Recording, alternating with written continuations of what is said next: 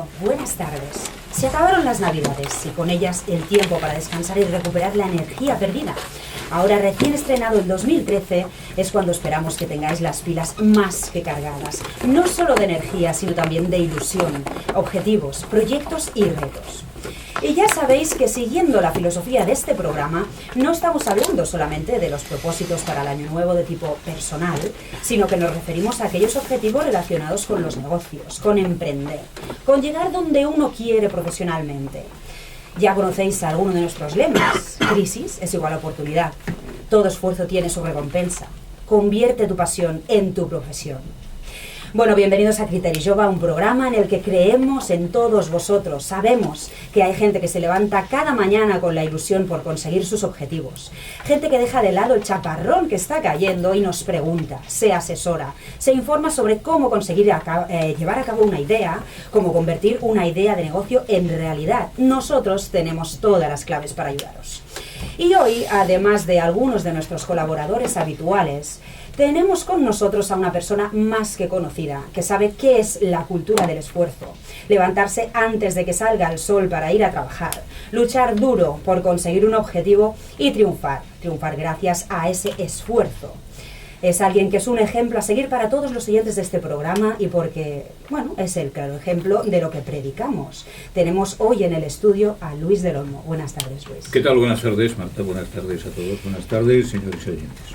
Bueno, pues antes de comenzar este debate con todos los oyentes de la mesa, os recuerdo las maneras de contactar con el programa. Nos podéis escribir a criterijove@abc.radio.com o también os encontráis en Facebook y en Twitter. Buscáis Criteri Jove. Sin más, vamos a empezar. Criteri Jove amb Marta del Olmo, a abc.radio Catalunya.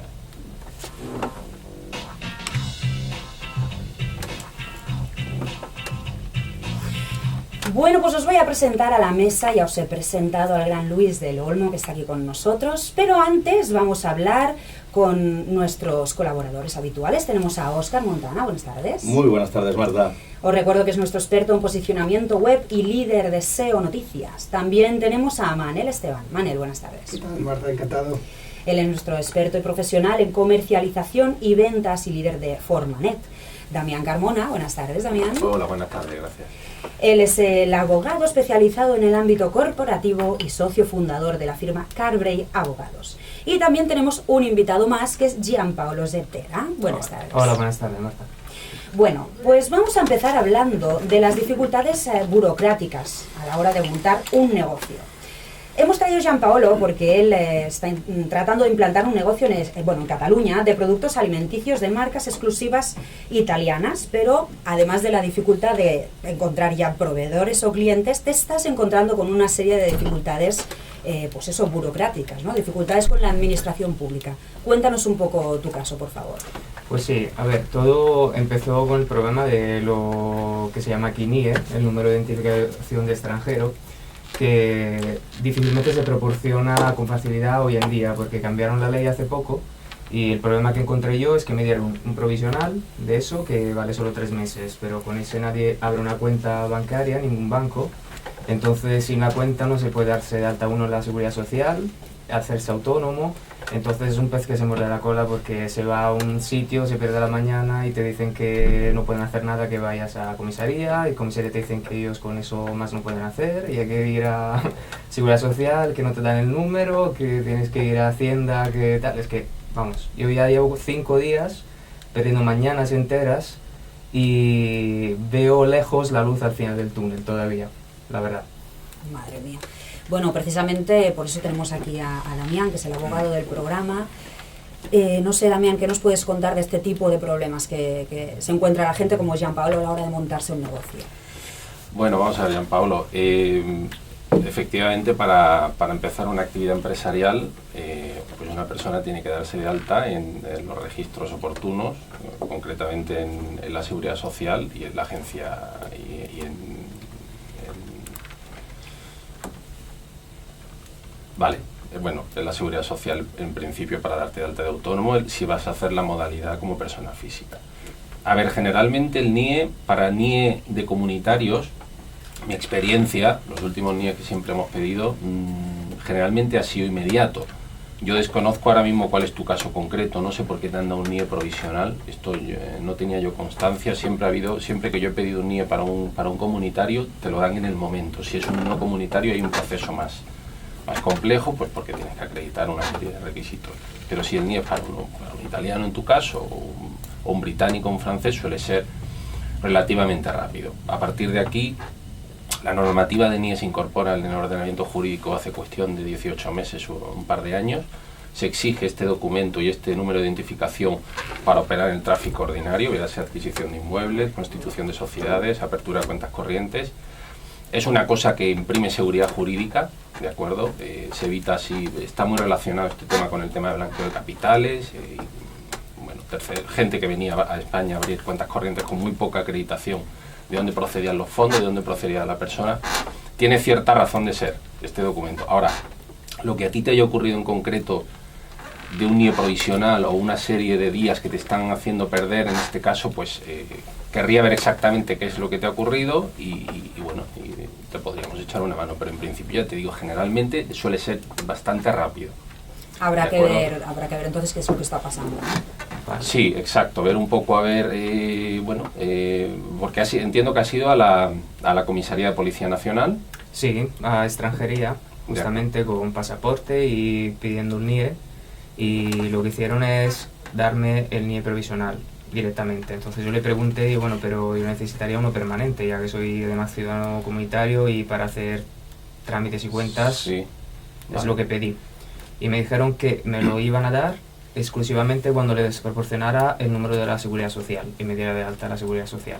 Pero no puedes darte de alta en la Seguridad Social si no tienes una cuenta bancaria. Exactamente, porque fui a Seguridad Social con ese NIE, que según la policía, según la comisaría, valía. Me dijo, con eso te tienen que dar de alta la Seguridad Social. Fui a la Seguridad Social, hablé además con la directora 3 veces y tal, y dijo que no, que ese NIE provisional solo vale para becas, prácticas, lo que sea, pero para darse de alta no vale. Yo por experiencia, Damián, creo que bueno, que cuando alguien se quiere montar un negocio y tal, muchas veces sabemos de nuestro negocio. Tú seguro que sabes un montón de la distribución alimentaria, que sabes cómo distribuirla, cómo tratar a tus clientes, negociar con tus proveedores, pero toda esta burocracia verdaderamente es una locura, porque yo también me la he encontrado al montar unos negocios, y al final creo que lo mejor es dejarlo, no es por hacer publicidad a Damián, sino que es dejarlo en manos de profesionales, porque te acabas gastando más dinero y tiempo en hacer todo este juego que tienes que hacer y laberinto para conseguir montar tu negocio. Pero no tiene, lo que es un sinsentido en esta época en la que estamos viviendo,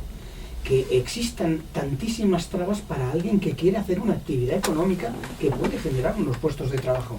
O una de dos, o las leyes están totalmente desfasadas a la realidad del país, o tenemos que buscar legisladores que sean capaces de ponerle orden a este despropósito. Un ejemplo, Manel, a esto. El otro día fui a pagar un impuesto a Hacienda. En la cola de pagar los impuestos para montarte una nueva empresa, la cola era de 1 hora y media.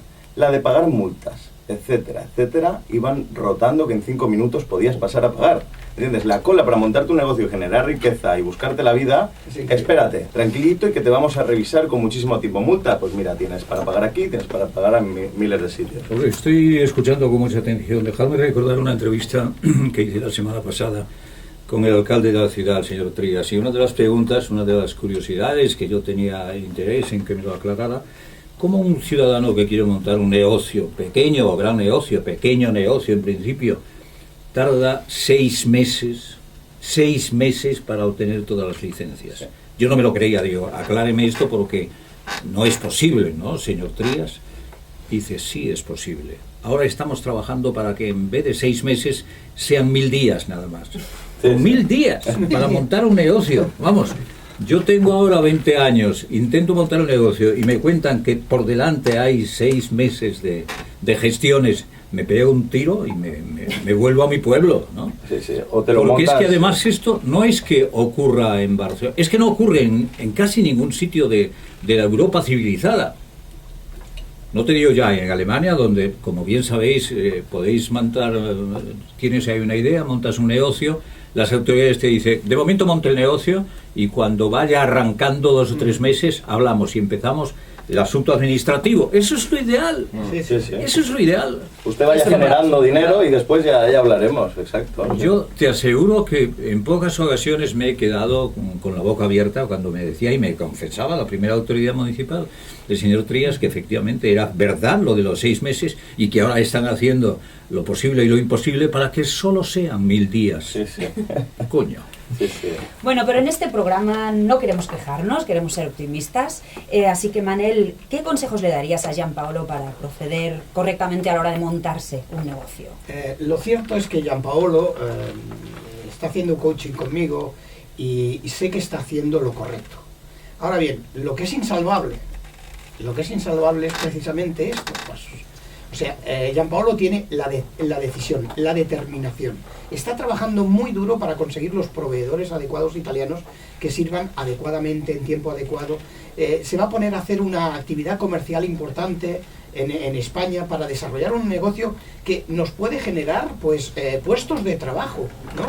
Pero difícilmente nosotros como coach podemos darle a Gianpaolo todas las herramientas para hacer un trabajo si luego administrativamente él se siente frustrado ante estas situaciones. Entonces, desde aquí tenemos que hacer un reclamo a las administraciones para que pongan un poco de orden a esto, que se adecue mismo. Si no lo hacemos así, difícilmente podremos darle a esos 6 millones de personas en búsqueda de trabajo, trabajo de al menos de una manera rápida y puntual. Vamos a tardar muchísimos años en salir de esta situación. Hay que facilitar las cosas a los emprendedores, ¿no? Volvemos con Damián, precisamente hablando de dinero o de no dinero. Hablando legalmente, ¿cómo nos podemos montar un negocio casi sin gastarnos ni un duro, antiguos duros? Bueno, como te comentaba hace unos días, efectivamente, la apertura de una empresa, en este caso una compañía mercantil, una sociedad limitada, una sociedad anónima, una sociedad en la que varios socios o uno solo inyecta un capital o aporta una serie de bienes para comenzar una actividad, efectivamente, si bien decíamos en la última sesión que en el caso de una SL, que es la sociedad más familiar y más para una pyme, para un pequeño empresario para comenzar, que ha de aportar un capital inicial de 3.000 euros, esto realmente no es así del todo porque efectivamente se podría aportar bienes. Es decir, en el caso de que usted quisiera crear una empresa, una sociedad donde hubiera una responsabilidad limitada de su persona frente a acreedores, etcétera, podría aportar únicamente bienes y no aportar dinero y comenzar esa actividad con bienes. Efectivamente, la ley exige, no al 100%, pero sí, por ejemplo, de esos 3.000 euros, 2.500 podía ser aportando material, ordenadores, etcétera, incluso derechos intangibles, y una pequeña parte como capital en una cuenta corriente. O sea, la ley exige que haya una cuenta corriente para empezar una actividad, ¿de acuerdo? Tiene que haber una cuenta corriente porque la agencia tributaria tiene que tener una cuenta corriente, la Tesorería General de la Seguridad Social tiene que tener una cuenta corriente donde cargar unos recibos de seguros sociales, pero usted podría empezar aportando bienes. Es decir, para todo aquel que quiera empezar de cero y quiera montarse una empresa, una compañía, una SL, una SA, una comunidad de bienes, etcétera, podría empezar sin dinero, no exactamente, pero podría empezar con muy poco dinero. ¿De acuerdo? Aportando bienes en una escritura frente a un notario. Sí habría un coste notarial, sí habría un coste registral, pero no había un coste inicial de capital. Eso es importante, ¿eh? Que los oyentes sepan que, bueno, no hace falta tener un capital en efectivo, ¿no? De 3.000 euros como mínimo, sino que puedes aportar bienes. Correcto, es decir, exacto. Yo quiero ir con Óscar. Pero perdón, si quieres montar esa empresa con 4 o 5 operarios, ¿qué le dices a los operarios? Aguante usted un mes o un par de meses porque a lo mejor no tenemos emolumentos para... Claro, yo me estoy refiriendo a personas que quieren montar pequeños negocios donde generalmente no haya empleados, donde no hay un coste inicial. Obviamente, quien quiera empezar una empresa con una estructura, lógicamente tiene que tener un capital para empezar. Pero si como empleados cero. En principio. Sí, exacto, es decir, sería la manera de buscar, pues eso, aquella persona que quisiera comenzar de cero, pues en este caso, no sé, tal vez en su caso, comenzar un negocio de exportación e importación donde ahora mismo la única persona va a ser usted, donde necesita muy poco recurso porque pues una página web relativamente barata, una serie de contactos, un teléfono móvil. La ley que establece un capital mínimo para muchas compañías, es verdad que se puede sustituir este capital con aportación de elementos que no sean dinero, sino que sean bienes materiales. Vale, justo en ese caso, si puedo decir algo más, yo como bien personal, además, he traído mi coche que tenía en Italia y está parado en el garaje sin matrícula. Por el otro problema de matricularlo en España. Toma ya. Llevo 2 meses intentando matricularlo en España, que va a ser, eso espero en breve, pero lo que me parece un poco absurdo es que se tarde más de 2 meses. Porque hubo un conflicto de reglamentos entre lo que me dicen en Italia a la hora de darlo de baja y dar de baja la matrícula allí y el permiso de circulación, darlo de alta aquí. Uno me dice que no me lo hace si tiene el sello del otro, el otro me dice lo mismo y ahora estoy más o menos solucionado, tengo solo que pagar el impuesto de matriculación y de circulación. Eso sí, pagar. Sí lo puedo hacer fácilmente, pero a la hora de pagar siempre no he encontrado ningún problema. Nunca he No, encontrado no. problemas. Juan Paolo, y suerte que eres comunitario. Si no fueras comunitario, yo ya no sé qué iba a pasar. Así que sé bien que tengo más, además el coche no sé si valdría porque no estando matriculado no sé yo si me lo aceptarían. No, efectivamente, o sea, bueno, ya sabemos, España tiene un problema grave estructural, que es la administración. Esto se quiere cambiar, o se piensa que se desea cambiar, pero efectivamente hay duplicidades, hay triplicidades, como decía el otro día alguien, y esto es un problema, se sabe, histórico de este país. Al igual que hay gente que hay mucha capacidad de emprender y hay mucha gente emprendedora en España, pero la administración siempre históricamente ha sido como un tapón. Dificulta en muchos casos. Ahora un poco menos, ahora se está abriendo un poco más, ahora va a haber, se prevé para este año una ley de emprendedores, han bajado un poco los trámites de obtenciones de licencia, hay muchos casos ahora donde primero se pide la licencia y a posteriori es donde te hacen un examen de si efectivamente cumplen los requisitos. Esto está cambiando, hace 5 años era al revés, 5 años solicitabas y hasta que no te inspeccionaban no podías abrir.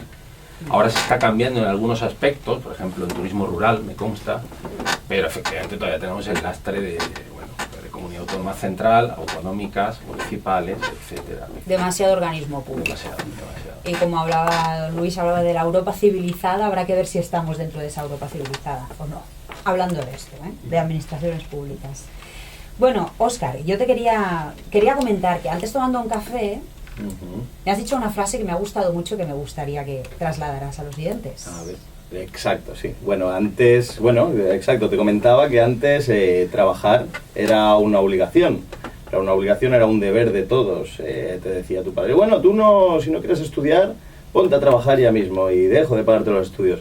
Ahora trabajar se ha vuelto un privilegio para todos, se ha vuelto un privilegio y ya no es ni obligación, ni deber, ni nada. Y ahora hay que luchar mucho por conseguir ese trabajo, entonces por eso...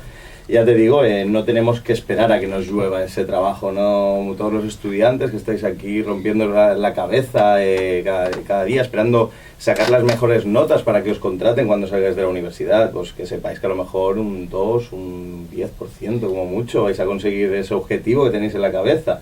De acuerdo que yo lo que quiero transmitir es que, que luchéis por lo que os gusta, que empecéis a hacerlo en pequeñito, como lo hemos comentado en otros programas, que no hace falta que empecéis con una gran multinacional, ni que empecéis con grandes recursos, ni 10 trabajadores, que empecéis a hacer lo que os gusta y poco a poco iréis creciendo y si lo hacéis bien, cada vez os pedirán más de ese servicio, de ese producto y podréis ir creciendo sin necesidad de financiación. Pero empezad en cuanto antes a hacer lo que os gusta y dejar de pensar que os va a venir el gran empleador a haceros un buen contrato. Y así en pequeñito y así trabajando fue creciendo precisamente Luis del Olmo. Luis, una vez más, gracias por asistir a nuestro programa Criterio Jove. Permíteme que te tutee. Porque él, es un clarísimo ejemplo de perseverancia que seguro que servirá a muchos de nuestros oyentes. Tú, Luis, como muchos otros, perseguías un sueño profesional, un sueño que poco a poco fue tomando forma gracias a tu empeño y a tu predisposición. Así, para empezar, me encantaría que nos hicieras una reflexión sobre tus inicios. ¿Qué proyectos tenías entonces? ¿Cuáles eran tus pequeños objetivos profesionales cuando empezaste tu carrera? Yo estaba cargado de sueños. Lo que pasa es que nuestra generación tuvo mucha suerte. Yo recuerdo cuando ingresé en el Instituto Gil de Carrasco para hacer los primeros cursos de enseñanza media, cuando iba en el segundo curso, me encontré con el hijo de un abogado, el más importante abogado, el abogado de las minas de carbón y de hierro, y un día me presentó a su padre. Y su padre me dice, oye, ¿tú qué haces ahora? Pues estoy estudiando aquí segundo de bachillerato y tal. Y dice, ¿por qué no te vienes de mecanógrafo? ¿Tú sabes escribir a máquina? Digo, no, pero aprendo. Y de pronto me hace una invitación para que después del instituto, cuando salía a la 1:30 del Instituto Gil y Garrasco, me iba al estudio de redacción de este hombre, y después de 4 meses intensivos para aprender a máquina, estaba de mecanógrafo. Y me ganaba allí unos duros que me venían de miedo. O sea, yo presumiendo con los compañeros, con todos los colegas, el único que tenía dinero era yo, gracias a aquella pasta que me daba el padre de mi amigo, el abogado, ¿no? Bueno, continúo haciendo el bachiller y en quinto curso digo, es insuficiente este dinero, voy a ver qué otras cosas encuentro. Se estaba montando la central térmica de Compostilla. Por cierto, había un trabajador en la central térmica de Compostilla que es un locutor famoso que acaba de entrevistar al rey. Estaba trabajando allí. Estaba trabajando allí. ¿Salís todos de León? Ganándose unos duros también, ¿no? Buena cantera la leonesa. Bueno, y entonces yo continué haciendo los cursos de bachillerato, me ganaba unos duros estando de mecanógrafo para el abogado, y además ingresé para hacer unas horas de hombre de números. Dice, ¿tú qué números sabes? Yo no sé, de contabilidad. Hombre, pues vete a esta academia de contabilidad. Total, estaba ganando, era el chaval más rico del pueblo, ¿no? Terminé el bachillerato y de pronto, bueno, ¿qué hacemos? Pues lo que hacían todos los jóvenes de aquella zona minera del Bierzo de León.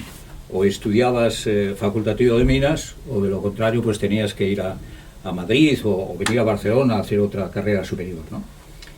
Entonces me puse a estudiar ingeniero de minas, y un buen día, un verano, son casualidades, pero casualidades que vienen dadas por la cantidad de trabajos y de posibilidades que tenías en todos los sitios. El director de Radio Asturias de Oviedo está pasando unos días de veraneo en el Bierzo y me escucha a través de Radio Ponferrada. En Radio Ponferrada a alguien se le ocurrió montar una emisora de radio. De pronto van al instituto y dicen, a ver, ¿quiénes se apuntan para hacer un programa de radio? Preguntando a los profesores y preguntando a los alumnos, a ver qué ambiente aquí hay en el instituto, y yo me apunté, con otros cuantos. No debí sonar mal en aquellas primeras pruebas, y me dieron enseguida una colaboración. Ventanal de la Ciudad se llamaba. Dice, a tu manera, echa un vistazo a la sociedad española, vete al ayuntamiento, vete a las sesiones del ayuntamiento y haces una crónica semanal. Haciendo una de esas crónicas semanales, el director de Radio Asturias me oye y habla con mi padre. Oye, el muchacho tu hijo, tiene muchas posibilidades en la radio, ¿por qué no le dejas venir a trabajar a Radio Asturias de Oviedo? Mi padre dice, esa es una profesión de locos, de folclóricos, la radio. Mi padre decía que la radio, mi padre y mi madre, que la radio era tan folclórico como la actuación de Lola Flores. Y me dice, no, de ninguna manera, el chico que termine los estudios y luego veremos a ver lo que hace. Total, que este hombre insiste, habla con el director de la emisora, Ernesto Fernández Vázquez, hay nombres que no se te olvidan, y Ernesto Fernández Vázquez va a hablar con mi padre. Oye, deja al Chillo, deja a Luis que vaya, que es una oportunidad de oro. Bueno, total, a los 3 o 4 meses yo estoy en Oviedo, estudiando facultativo de mina y trabajando en Radio Asturias de Oviedo. En Radio Asturias de Oviedo aparece un día el director de La Voz de León y me dice, oye, Luis, ¿qué situación económica tienes ahí en Radio Asturias? ¿Qué es lo que cobro? ¿Quieres decir? Sí, cobro 4.000 pesetas. 4.000 pesetas, 3.000 para el hotel, que estaba allí en la calle Oría, y otras 1.000 para mis cosas, para mi divertimento. Hombre, yo te doy 500 pesetas más si te vienes a La Voz de León. Y me voy a La Voz de León. Pero es que yo veía que otros compañeros tenían oportunidades también para instalarse y para ganar unas perras, ¿no? A partir de eso, a partir de La Voz de León, la historia empieza a ensancharse. Un buen día tengo que ir a desplazarme urgentemente a Madrid para una operación de mi madre, cuando está en el posoperatorio mi madre, se me ocurre acercarme por las emisoras, por Radio Nacional, por Radio Intercontinental, por Radio Madrid, y veo en los anuncios locales y personales hay un concurso oposición para cubrir una plaza de locutor. Me apunto a los 3. Y en los 3 me dan trabajo.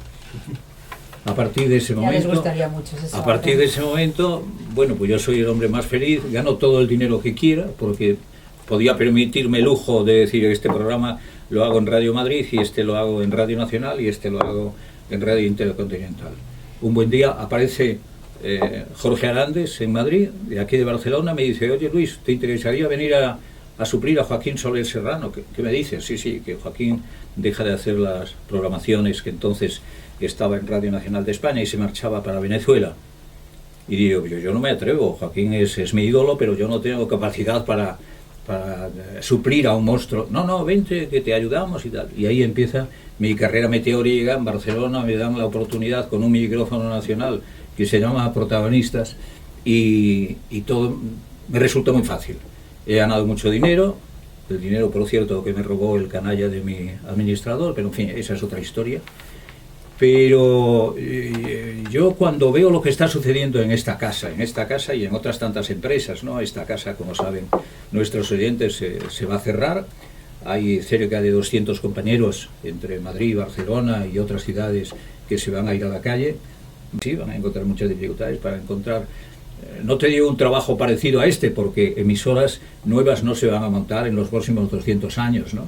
Pero buscar un trabajo como responsable de los informativos, por ejemplo, que tenemos aquí cerca, a 50 metros, muchachos y muchachas recién licenciadas, que son ingenieros en el mundo de la comunicación, en el mundo de transmitir las noticias y de buscar las noticias, es muy difícil. Es muy difícil, pero hay que apretar los puños y tirar para adelante sea como sea, y encontrar el trabajo que se preste, incluso ese primer trabajo que te permita abrir un pequeño negocio. Eso es un sueño, pero por lo menos abrir una casa y pagar al casero. No te lleve a comprar un piso, porque esos son sueños de otras latitudes, ¿no? Pero en definitiva, Marta, yo desde aquí a todos estos que han sido hasta hace unas horas compañeros míos en esta empresa, hace un momento me encontraba en el pasillo con Hilario. Hilario López Millán es uno de los comunicadores en el mundo de la radio y en el mundo de la radio del corazón, del cuero, que es tan digno como otro cualquiera, y se va a quedar sin la posibilidad de asomarse a ningún micrófono. Él trabajaba en la radio y en la televisión andaluza, en la radio y la televisión madrileña y en la radio y televisión catalana sobre todo. Y de pronto sucede no sé qué demonio que se encuentra sin trabajo en Andalucía, en Madrid y en Barcelona. ¿Qué le dices a este amigo? Hilario, lo que le he dicho, aprieta los puños y tira para adelante. Y tarde o temprano tiene que salir algo.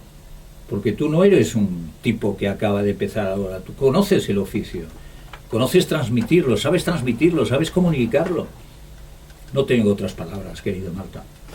Bueno, por lo tanto, al final yo creo que se trata de creer en uno mismo, de valorarse, ¿no? De saber lo que uno, pues eso, lo que uno vale, eso lo sí, que puede eso aportar. yo he pensado muchas veces, digo, pero si yo creo que sirvo para esto.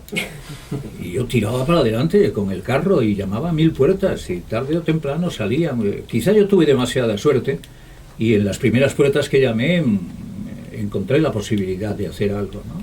Y de que me atendieran. Luis, ¿cuánto ha sido de inspiración y cuánto ha sido de transpiración en tu vida? Hombre, inspiración, desde luego, un montón de cosas. A mí se me ocurre sobre la marcha, pues montar una fiesta relacionada con el botillo, y ya ves la que hemos organizado Sí, cada año sí, aquí, ¿no? Que me decía Puyol, es la fiesta social más importante que se hace en Cataluña. En serio, una fiesta social donde van todas las autoridades y todos los artistas y todos los economistas y todo.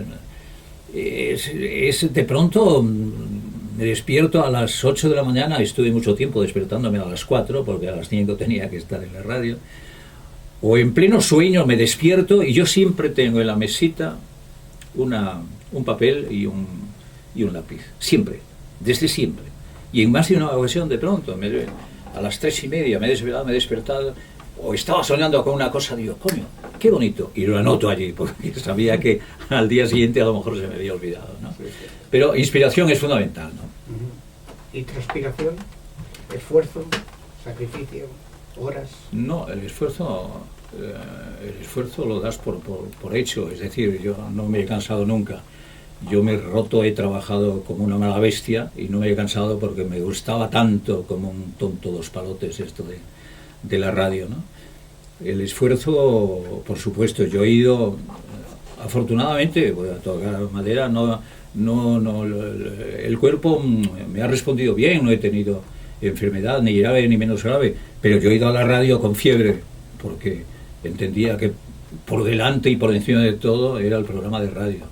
No con demasiado fiebre, ¿no? pero que con fiebre aterricé en más de una ocasión en los estudios, en los viejos y entrañables estudios de Paseo de Gracia 1.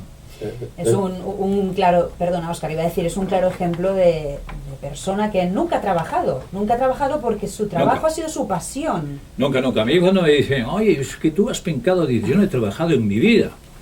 Es lo que decíamos de haz lo que te gusta y dejarás de trabajar para siempre, que lo decimos aquí mucho. Mira, yo ahora estoy jubilado, más jubilado ahora que nunca porque han cerrado el portal de nuestra emisora desde donde hablamos, pero me va a costar la jubilación, me va a costar levantarme sin hacer nada, ¿no?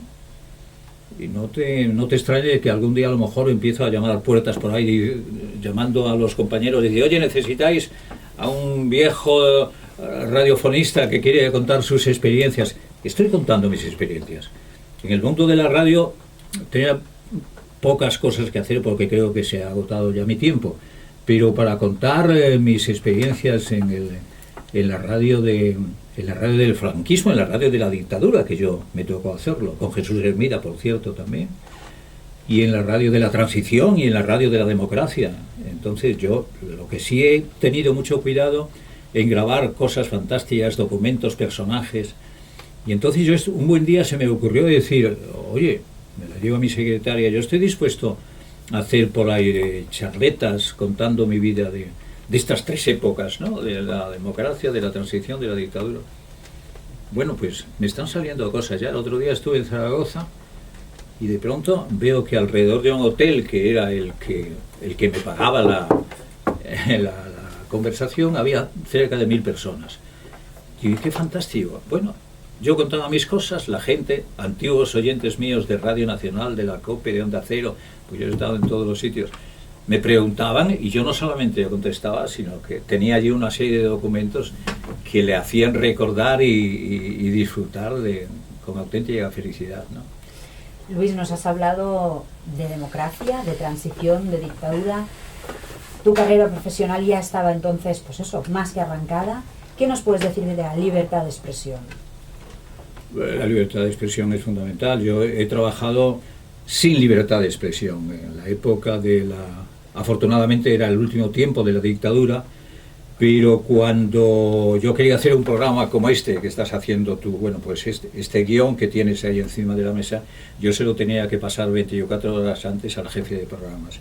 El jefe de programas se lo pasaba al director, el director se lo devolvía al jefe de programas.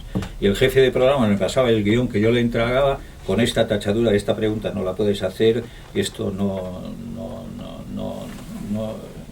tiene importancia y en este tiempo que vivimos puede ser perjudicial para que no sé qué. Me tachaban 1000 cosas, ¿no? Y las preguntas que hacía, dice, y procuro hacer las preguntas que tienes ahí, no las que sobre eso a ti se te ocurra cambiar las preguntas. Esa era una radio sin libertad. Era la radio que estoy haciendo hasta hace 4 días, que yo venía aquí a dar los buenos días a las 8 de la mañana. Pues yo el día anterior no sabía y lo ganábamos entre todos, las noticias de actualidad vigentes, calentitas, para que el oyente viviera efectivamente feliz en la sintonía de la radio. Yo he hecho radio sin... Pero también era curioso, afortunadamente no fueron muchos años, ¿no? Pero yo trataba de engañar un poco al jefe de programas correspondientes. A mí de Madrid me llamaban muchas cosas y dice, ¿por qué has hecho esta pregunta fulanito y de tal? ¿Y cómo has invitado a este? ¿Cómo no lo has puesto en el guión que que has invitado al que iba a ser presidente del gobierno, Felipe González. Pasaba por allí. Me lo encontré ahí en Paseo de Gracia y me dije, vamos, y lo subí, ¿no? ¿Y cómo se te ocurre? Pues esto te puede acarrear una consecuencia de que te puede. Bueno, yo tengo una experiencia terrible con relación a una. ¿Tengo tiempo para contarlo? Sí, adelante. Hablando de la libertad de expresión, ¿no? Un buen día me llaman de Madrid y me dicen, mira, Luis, vamos a hacer un homenaje a Leocadio Machado, que era uno de los sabios de la radio canarios, que estaba a punto de jubilarse, y vamos a hacerle una fiesta en Madrid. Vente para aquí mañana por la mañana, vienes por la mañana al terminar el programa, y por la tarde hacemos en un restaurante muy importante una fiesta. Bueno, yo voy a la fiesta, y en la fiesta, en la cena, donde estaban todos los compañeros de Radio Nacional, amigos de Leocadio Machado, los camareros, no sé qué problema tienen entre ellos, y empiezan a acordarse de su padre y de su madre unos con otros, ¿no? Una escena brutal, y además aquel día en el restaurante Comodore nos sirvieron muy mal de comer y de cenar, en este caso. Y bueno, yo me vine desesperado, volví otra vez, cogí el puente aéreo, el Golfo, el tren Golfo, el avión Golfo, que salía a las 12 y pico de la noche, el último, y me vengo para Barcelona, y al día siguiente lo comento en la radio, pues ayer por la tarde en este restaurante asistimos a una fiesta en homenaje a Leocadio Machado, y ha sido tremendo, porque qué vergüenza, qué restaurante, que más que un restaurante eso es una caverna, y pum. Bueno, total, yo no me daba cuenta que en aquel restaurante todos los sábados iba prácticamente el gobierno en pleno a tomar café y a hacer amistades con los dueños del restaurante, ¿no? Yo hago ese comentario, y al terminar el programa, a las 12:30 que terminaba, me llaman de Madrid y me dice, oye, preséntate aquí en los estudios de la Dirección General de Madrid esta tarde a las 5 en punto. Cuando termines el programa te vienes. Y efectivamente, cojo otra vez el avión, me voy a Madrid, y allí me está esperando el director de la emisora, y me dice, aquí tienes un guión, en el estudio 14 está la dueña de este restaurante, y aquí tienes estas preguntas, y no te salgas del guión. Estamos hablando de la radio en la dictadura, y de la radio en falta de libertad, que decías tú, ¿no? Y entonces ir al restaurante Maite, no sé si habéis oído hablar, Maite de Comodore. Allí estaba la señora en cuestión, Maite. Dice, aquí tienes el guión y no te salgas del guión. Entonces he hecho un vistazo al guión, digo, yo esto no lo leo, yo esto no lo pregunto, yo esta entrevista no hago. Después del comentario que hice ayer, ¿cómo voy a hacer? Y me dice Moncho, se llamaba, un gallego, un director general, ¿cómo que no vas a hacer la entrevista? ¿Que no hago esta entrevista? Y dice, sí vas a hacer la entrevista. Y digo, que no hago la entrevista. Y me dice, sí vas a hacer la entrevista, porque si no la haces aquí termina tu carrera de la radio. En aquella época estaba Radio Nacional y la SER y Radio Nacional, y la SER a disposición y a las órdenes de Radio Nacional.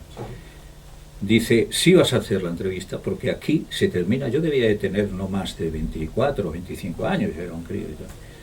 Dice, sí vas a hacer, porque aquí se termina tu historia y tu trabajo en la radio. Y no es que tengas oportunidad de llamar a las puertas de la SER, porque tampoco vas a... Bueno, yo muchas veces he dicho que es el sapo más gordo y más terrible que me he tragado. Cogí con rabia el guión, me fui al estudio 14, hice la entrevista, y esa entrevista, al día siguiente, dentro de mi programa de protagonistas, se pasó la entrevista de Maite de Comodoro, donde se decía que Maite de Comodoro era el restaurante maravilloso, donde servían unos platos exquisitos, donde había una cordialidad. Esa era el fiel reflejo de la radio de la dictadura. Afortunadamente fueron pocas cosas graves, esta es la más grave que me ocurrió en aquella radio sin palabras y radio de tortura, ¿no?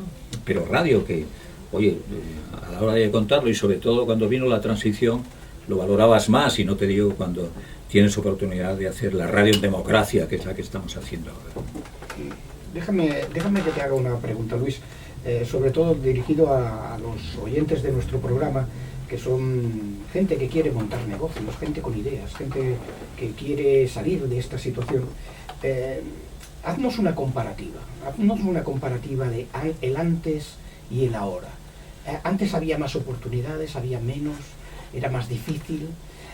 ¿Podemos acusarles o podemos refrendar esta acusación de que ahora son más acomodados? Antes se luchaba, éramos más luchadores, y ahora no, ahora le cuesta a la juventud tirar hacia adelante, etcétera, etcétera. No, antes había muchísimas oportunidades. Y a la hora de entrenarse en cuerpo y alma, yo creo que el que sale de la Facultad de Ciencias de la Información sabe que no encuentra un trabajo fácilmente. Dice, oiga, mire, yo sé, pues póngase mañana, venga usted a la redacción. La diferencia entre entonces y hoy es que tenías más posibilidades, aun habiendo menos emisoras, porque, claro, yo te hablaba de 2 cadenas de radio, ahora debe de haber, pues no sé, 30 o 40 cadenas de radio. Antes hablaba de 600 emisoras, ahora puede haber 6.000 emisoras de radio, ¿no? Ahora lo que encuentras más trabajo, no encuentras más trabajo, porque estás viendo cómo las emisoras de radio le ocurre lo mismo que a cualquier otra empresa, que se está cerrando. Nunca podía. A mí cuando me decían, si alguna vez me contaban, alguna vez esta emisora de radio va a hacer 0 ingresos y se va a cerrar, no me lo creería. Es decir, la diferencia entre el ayer y hoy, tenías que estar preparado para lo que viniera, compañeros. Lo que pasa es que esos cientos y miles de jóvenes y de muchachas que salen de la Facultad de Ciencias de la Información para encontrar hoy un puesto de trabajo en una redacción de televisión y de radio, lo tienen crudo, muy crudo, tan crudo como ese trabajo tan duro de un arquitecto. Yo conozco arquitectos que se están uniendo ellos solos, y te hablo de una carrera que tienes que tener unos conocimientos, y tienes que haber apretado muchas veces los puños ahí para sacar adelante esa carrera. Cuando ves de pronto un grupo de 4 o 5 ingenieros intentando levantar la cabeza y si no tienen posibilidad de hacer un trabajo en España, pues tratar de abrirse las puertas y acudir a Alemania o acudir a Australia o irse al último rincón del mundo, ¿no? Es decir, respondiendo a tu pregunta, tenías que tener antes y ahora el mismo tesón, la misma fuerza de voluntad, el mismo deseo de tirar para adelante, caiga con quien caiga, y que sea lo que Dios quiera, ¿no? Luis, una preguntita, porque es muy bueno el ejemplo de la radio y de los medios de comunicación, que cada vez hacen menos ingresos, cada vez tienen menos patrocinadores, menos empresas quieren poner su publicidad ahí. ¿No crees que esto no es que vaya mal a la radio, sino es que le está yendo mucho mejor a otros, y los patrocinadores eligen a otros, como serían los medios online, los medios de internet, otro tipo de forma de comunicación? Es decir, que los patrocinadores no se casan con nadie, y los patrocinadores echan un vistazo a través de sus jefes de departamento y dicen, ¿dónde es más productiva la publicidad? Pues en ese espacio de televisión, en ese espacio online, en ese espacio de radio, en esas cuartillas que hacen un periódico local en Santiago de Compostela. Depende del producto que vayas a buscar, pero el patrocinador ahí no se casa con nada, busca lo mejor, lo más productivo. Exacto. Y lo inmediato. Exacto, no, yo creo que tampoco es que la radio esté en crisis, sino que está cambiando. Que está cambiando para otros lados. No, la radio está en crisis. Sí, claro, está cambiando ahora. A mí la radio, las grandes cadenas de radio, las poderosas cadenas de radio hoy están en crisis. No hablo de estas, sino en general en todas. La más importante cadena de radio, y por qué no voy a hablar de los compañeros de la SER, que ha sido siempre ejemplo y continúan siendo ejemplo, ¿no? A mí cuando me dicen, la SER lo está pasando mal, digo, ¿cómo no es posible? Pues sí es posible, ¿no? Claro. Es imposible. Si la SER lo pasa mal, imagínate lo que puede ocurrir en otras cadenas más modestas. Sí. Que la SER va a continuar adelante por muchos años, estoy seguro, porque tiene grandes profesionales y sobre todo tiene grandes conocimientos y sabiduría suficiente para continuar entreteniendo al personal. Pero hoy la radio, la la crisis no ha afectado solamente a las centrales lecheras o a los industriales de cualquier tipo. A este medio que yo pensaba que nunca le iba a tocar, nunca pensé que a la radio le podía afectar esta crisis. Pues le ha tocado, nos ha tocado a todos, ¿no? Hombre, yo por añadir algo al debate, yo diría, o sea, desde mi punto de vista... Perdona, Damián, que tenemos un problema con el micrófono. ¿Te puedes acercar al micrófono, Manuel, Sí. por favor? Igual. Venga, ya está. Sí, Perfecto. decía que por añadir algo al debate. Yo lo que vería más un poco en la línea de lo que tú decías es que lo que veo es que hay un poco una masificación de medios. Es decir, la radio es un medio, ha sido un medio casi que ha tenido, no el monopolio, pero cuasi monopolio durante décadas y décadas y décadas. Hoy día hay masificación. Sí, tenemos el mismo pastel, pero se está repartiendo O sea, entre más personas. Hoy día yo te puedo decir a ti un mensaje por 20 tantos medios. Claro. Por internet, Sí, sí, sí. por WhatsApp, por Twitter, por la radio, por la tele, por lo que sea. ¿Eso qué hace? Que la presencia y el protagonismo de la radio, pues obviamente baja. Claro. Si a eso le sumas otros factores externos, pues hacen que la crisis sea general. Pero aparte de la crisis en general, yo, en mi opinión, creo que está habiendo una revolución del sector medios. Y esto no tiene tanto que ver con la crisis económica, Claro. sino con el avance de la nueva tecnología. Bueno, es que igual que las bibliotecas, que ha salido hoy en las noticias por la mañana, últimamente hay 2 días que se habla La mucho de prensa escrita. las bibliotecas que están perdiendo. ¿Por qué? Porque hoy en día tienes tu Kindle de Amazon, tu pantallita ahí pequeñita con tus ebooks y los puedes leer. Entonces todas esas personas que antes se compraban un libro, ahora se compran 5 por el mismo precio con un aparatito de estos de Amazon o etcétera, etcétera, los 1000 medios soportes que hay. O sea, la radio tiene una magia especial, pero la radio se utiliza con un fin, que es informarte, que es estar entretenido, etcétera, etcétera. Todo esto ya lo puedes obtener por otros medios, valga la Claro. redundancia, Sí, sí. lo cual que hace que entiendo que el nivel de oyentes pueda bajar. Pero bueno, yo... Puede ir un poco por ahí, en mi opinión. Por ejemplo, yo gente que tengo prácticas en mi empresa de comunicación online, la mayoría de periodistas que me están viniendo, todos ya están orientados a la comunicación online. Recuerdo, tenía 2 personas de prácticas y las 2 chicas de prácticas que tenían se han ido a trabajar a revistas online. Se están rifando a la gente que está preparada para poder comunicar mediante redes sociales, que están preparados como community managers, todas estas nuevas profesiones que están habiendo. Entonces, claro, también se tienen que renovar un poco estos nuevos estudiantes. Y otra cosa yo añadiría, el hecho de que haya masificación de medios, creo yo que lo que hace es que el mensaje, la calidad del mensaje baja. Sí, correcto. Porque ya no es una persona el que transmite, somos todos. Sí, sí, todos sí, transmitimos todos los mensajes, no Claro. todos estamos preparados. Tú sabes perfectamente que la profesión de periodista está muy buscada ahora para hacer Temas online, para hacer contenido de Claro. páginas web, para Claro. hacer contenido online, etcétera, etcétera. O sea, es un poco, está habiendo un reciclaje y hay que saber... Está habiendo un gran cambio. Y hay que saber Entonces, interpretar dónde vamos, hacia dónde dónde vamos. vamos pero sí, efectivamente, es una lástima, ¿no? Contextualizando lo que está ocurriendo. Sí, antes, volviendo a esos años mozos míos, aquí la única cadena de radio donde se vendía publicidad era la cadena SER. O te anunciabas en la cadena SER o prácticamente no. No Hoy, eres nadie. hoy hay, pues, no sé, 30 oportunidades para, en 30 cadenas grandes y pequeñas, ofrecer tu producto, ¿no? Y menos dinero. Pero bueno, lo que venimos hablando, y en concreto con tu ejemplo, Luis, que para perseguir un sueño profesional y alcanzarlo, pues oye, hay que ser un poco, ir en contra del jefe y hacer un poco lo que tú crees, ¿no?, que debes hacer. ¿Qué pasa, Felipe González? Pues le invitas a tomar un café y estas cosas, ¿no?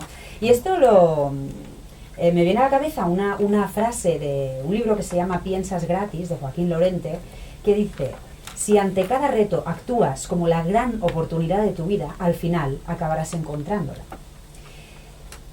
Punto y aparte, Luis. Me gustaría comentar contigo, supongo que a lo largo de esta inmensa trayectoria profesional que estás viviendo, pues seguramente has tenido algún fracaso, alguna decepción profesional.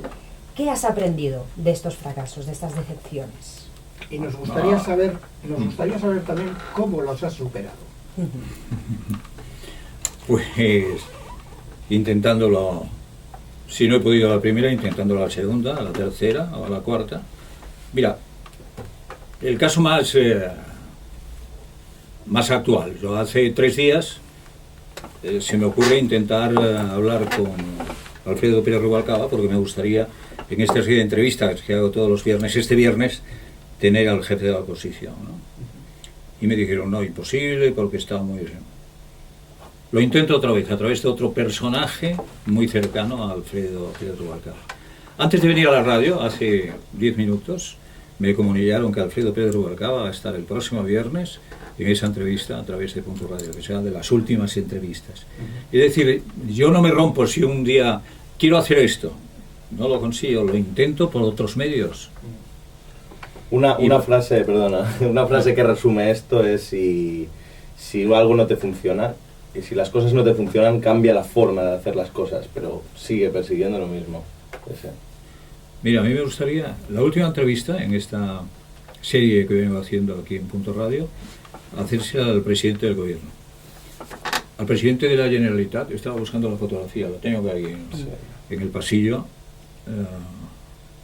ya se la hice. Pero me gustaría cerrar esta serie de entrevistas y esta serie de funciones en esta empresa tristemente, prácticamente desaparecida, al presidente del gobierno. Bueno, no tengo el sí, pero tampoco tengo el no. O sea, yo esta mañana he estado hablando con las secretarias del señor Rajoy y me dijeron que si no se podía hacer en directo, se podía grabar. Un día antes digo, bueno, si se puede hacer en directo, mejor, si no, pero yo quiero hacer esta entrevista. Es decir, yo me obceco en una cosa, digo, me interesa el tema, me interesa el personaje, me interesa la cuestión, me interesa hacer un reportaje en las cuevas de Altamira. Y yo hasta que no lo consigo no paro, no me rompo, no me desespero, no me defraudo a mí mismo, ¿no? Soy muy cabezón en este sentido. ¿Qué extraemos de todo eso, Manel? Perseverancia.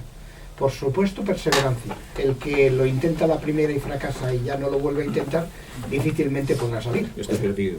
Esta frase me recuerda un día, Manel, que estabas dando unas clases de formación a mis comerciales y me decías la diferencia entre un buen comercial y uno malo, bueno, entre uno malo y uno bueno es la perseverancia. Ni más ni menos. Por encima de todo, la perseverancia. Si os dais cuenta, muchas veces a lo mejor un producto no nos acaba de interesar o estamos detrás de diferentes marcas de un producto y el que nos las vende al final es ese comercial más pesado que lo tienes ahí.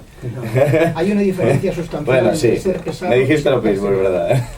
Yo estoy seguro que Luis del Olmo, cuando se obceca en conseguir un propósito, no lo hace desde la pesadez, lo hace desde la perseverancia del convencimiento, porque si no, la verdad es que a nadie nos gusta que nos vengan a vender, ¿no? Y entonces si nos cierran una puerta y otra, pues al final sí somos aquellas personas pesadas, ¿no? Que al final acaban siendo rechazadas por todo el mundo. Entonces lo importante, ¿no? Es creer, ¿no? Y dar siempre algo que necesitan los demás para que a la vez esos se vean obligados a dárnoslo a nosotros. Para mí es la principal baza que tenemos que jugar. Y para la gente que nos está oyendo, que realmente tiene ideas y las tiene ahí embrionarias, que las saquen, que sean capaces de perseverar en ese objetivo, y como Gianpaolo, etcétera, que nos acompaña hoy, pues que sean capaces de creer en un sueño y desarrollarlo, porque como hemos dicho en otros programas, difícilmente alguien nos va a venir a solucionar nuestra papeleta.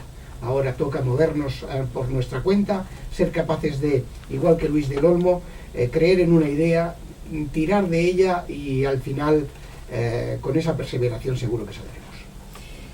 Me gustaría que Luis del Olmo diera un consejo a toda esa gente joven que nos está escuchando. Bueno, lo que hemos comentado aquí, que no se rompan porque a las primeras de cambio resulta que no puede llevar a cabo esa historia que en sus sueños se imaginó, que ese personaje, sea para hacer una entrevista o para colaborar con él o para recoger sus conocimientos y le da un portazo, que no se desespere y se marche a Australia a atender a canguros, ¿no? Que insista, que persista, que si él está convencido y cree en lo que está haciendo y en lo que puede hacer, que nadie le va a poner ninguna cortapisa.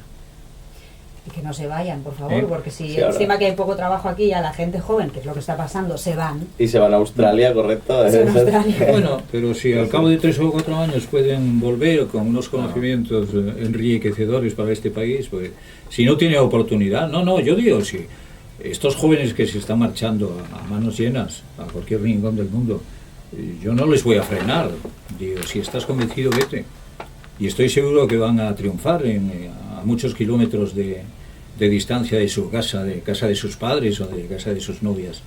Pero que marche si está convencido que su objetivo lo tiene a 5.000 kilómetros de distancia, que coja el avión y se vaya. Pero que vuelvan un día. Pero Que vuelvan naturalmente, a por casa supuesto. por Navidad, que ya ha pasado. Y que no se rindan con la administración pública. Exacto. Eso es, Gianpaolo. Bueno, Luis del Olmo, Luis, muchísimas gracias por estar en Criterio Yo. Ha sido un placer tenerte en este estudio.